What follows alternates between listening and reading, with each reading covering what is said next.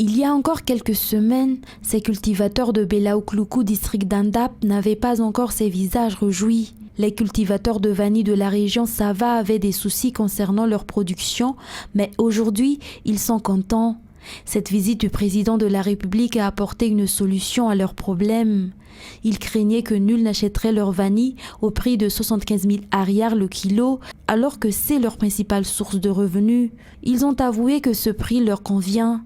Le président Andradzuel est justement venu ici pour résoudre ce problème. Il s'est tout de suite rendu à l'entrepôt de vanille dans le Fukuntan d'Ambalavoniou en compagnie des opérateurs. Ce village produit jusqu'à 16 tonnes de vanille. Le président de la République a également rencontré les cultivateurs et la population. Il a souligné lors de cette rencontre qu'il prend à cœur cette filière vanille et que les efforts se poursuivent parce que l'État fait tout pour développer cette filière, surtout en ce qui concerne la protection des cultivateurs et leur production. Ainsi, des cartes biométriques ont été octroyées aux cultivateurs pour faciliter la traçabilité des vanilles et surtout pour lutter contre la circulation des vanilles volées. Le président de la République est venu jusqu'à Ansambalay à la rencontre des producteurs.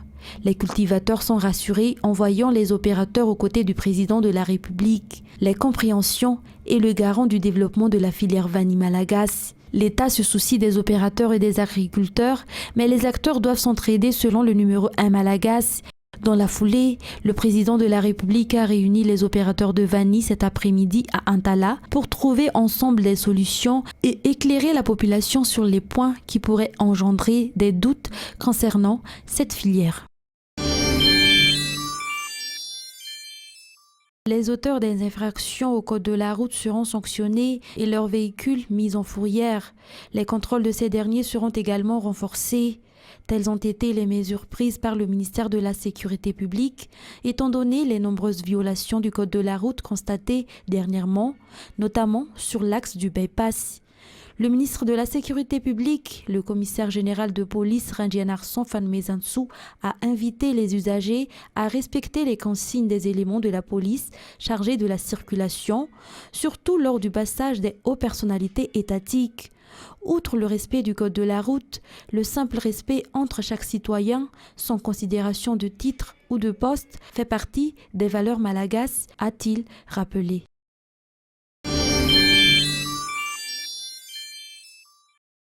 La correction des feuilles d'examen des candidats lors du concours d'entrée au sein de la police nationale ainsi que la publication des résultats se feront dans le respect de la transparence, a précisé le ministre de la Sécurité publique ce jour lors de sa visite auprès du centre de correction à Anous. Les admis débuteront leur formation dans 3 mois selon toujours ses explications.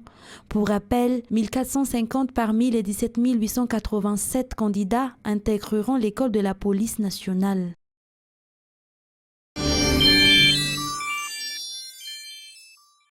En seulement 3 jours, 2 éléments de la gendarmerie nationale se sont suicidés. Vendredi dernier, un adjudant-chef s'est tiré une balle dans la tête après avoir tué sa femme et ses 2 fils. Et hier, à Befandjina Avarach, un autre gendarme s'est suicidé et a laissé derrière lui une veuve enceinte de 7 mois. Face à ces situations, la gendarmerie nationale a annoncé ce jour que des enquêtes sont ouvertes concernant ces affaires. Elle a tout de même précisé que ces éléments de la gendarmerie n'avaient pas de problème d'ordre professionnel. Elle a soutenu qu'ils ont mis fin à leur jour suite à des problèmes personnels.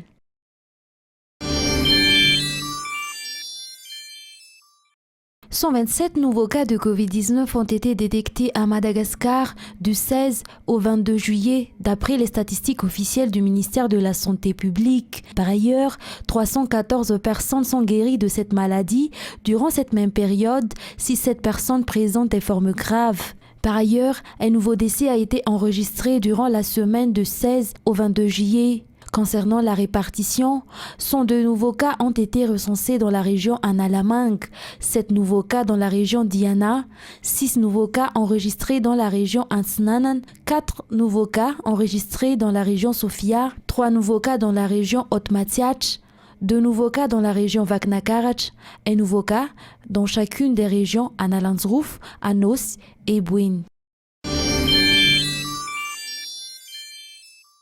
15 à 20 personnes par jour viennent s'acquitter de leurs impôts dans la commune d'Alassour. En 3 semaines de distribution des formulaires fiscaux, nombreux sont les habitants des 20 Fonkontane de la commune qui ont payé leurs impôts, et cela pour pouvoir développer la commune, car ils constatent que le développement de la commune émane également des citoyens.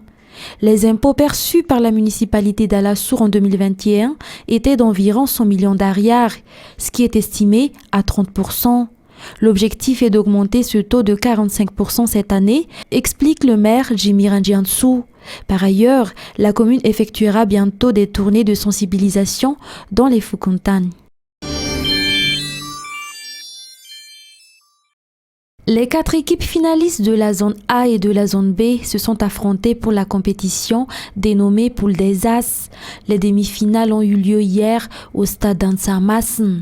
Lors de la première demi-finale, en premier mi-temps, la Sainte-Anne de Bongatsar en bleu a mené par 1-0 face à l'international d'Anjanaouch en jaune. Cette dernière a marqué but de l'égalisation 1-1 à la 77e minute. Score sur lequel s'est achevé les 90 minutes du jeu. La prolongation qui s'en est ensuivie a été stérile, aucune des deux équipes n'ayant marqué. Il a donc fallu procéder à la séance des tirs au but et c'est finalement la Sainte-Anne de Bongatsar qui s'est imposée par 7 buts à 6 après. Lors de la deuxième demi-finale, Tanzbat Centre en bleu a affronté Zedacha Fenorive en orange. Tanzbat a ouvert le score à la 38e minute sur corner. La Jedassa a égalisé à la 78e minute. À la 83 minutes, Tanzbat a marqué son deuxième but. Score final donc 2-1 en faveur de Tanzbat. La Sainte-Anne de Bongatsar et Tanzbat Centre s'affronteront donc lors de la finale de la poule des As de la Ligue des champions Ansimjan, groupe Abibo. Rappelons que ces deux équipes se sont rencontrées en finale de la zone A. La Sainte-Anne est sortie victorieuse.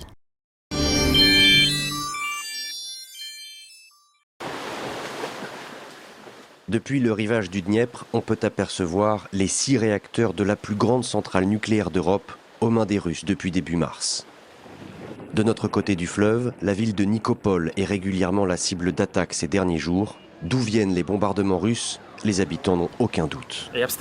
Ils tirent tous les jours, toutes les nuits depuis Energodar. C'est là que se trouve la centrale et du coup les forces ukrainiennes ne peuvent pas répliquer parce qu'ils risqueraient de toucher la centrale justement. C'est tendu, c'est dur, la nuit surtout. On dort vraiment mal. D'après Energoatom, l'agence qui gère les centrales nucléaires ukrainiennes, les forces russes ont stocké au moins 14 unités de matériel militaire lourd près d'un des réacteurs. Ils font tout ce qu'ils peuvent pour se barricader là-dedans. Ils ont placé tous leurs véhicules au fond de la salle des turbines. Des véhicules, des armes et des munitions. La question est qu'est-ce qu'il se passera s'il y a un feu?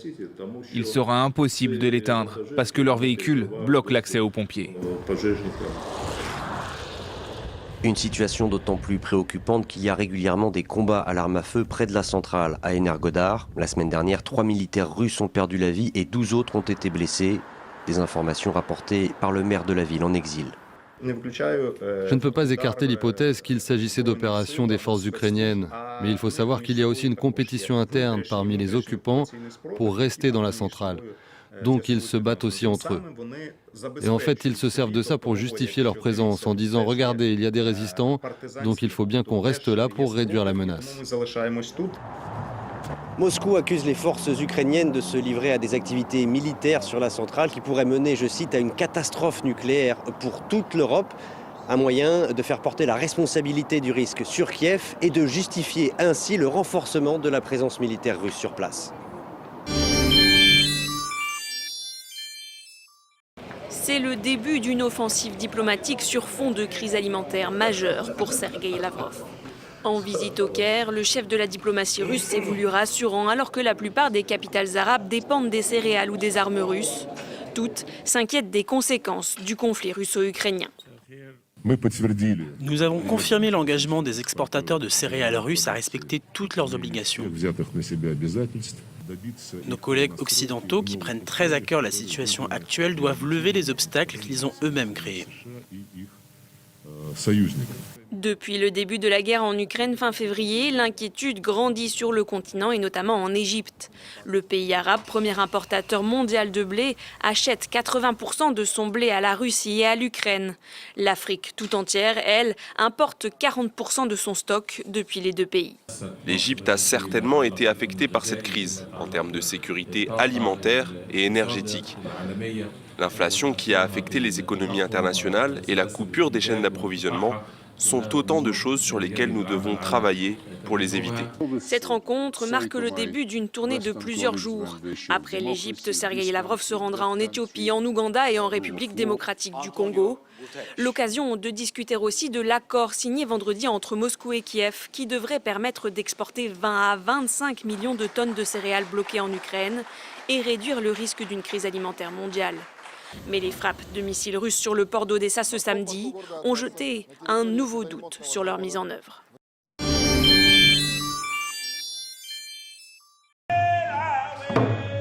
C'est en musique que le pape François est accueilli à Alberta, dans l'ouest du Canada. Le Premier ministre, Justin Trudeau, est à ses côtés. Il entame un voyage de près d'une semaine.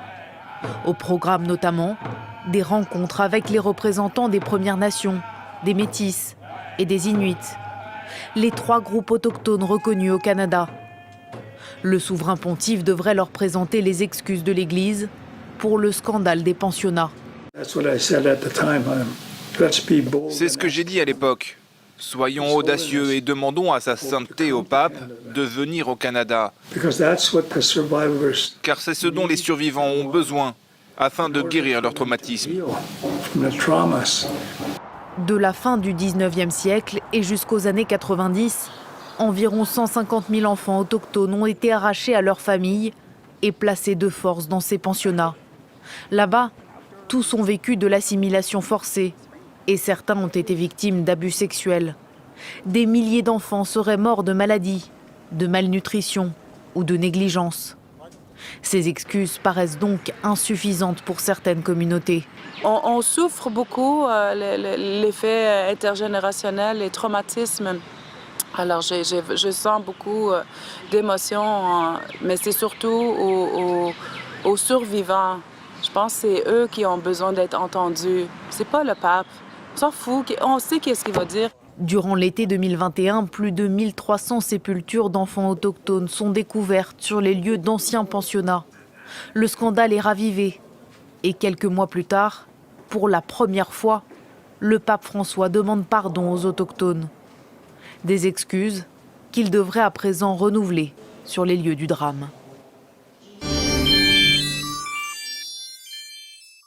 Le drapeau américain flotte encore, mais pas pour longtemps. Le feu est déjà là et emporte tout. Il n'y a plus rien à sauver quand une bouteille de gaz explose et alimente encore le brasier. 10 maisons brûlées en quelques instants. Les pompiers tentent bien de lutter, en vain. L'incendie est pour l'instant incontrôlable, de l'aveu même des autorités. Le plus important de l'année en Californie. Il bouge vite, trop vite et dans toutes les directions, s'approche des routes et encercle les habitations. Les personnes évacuées n'ont aucune certitude de retrouver leur maison intacte.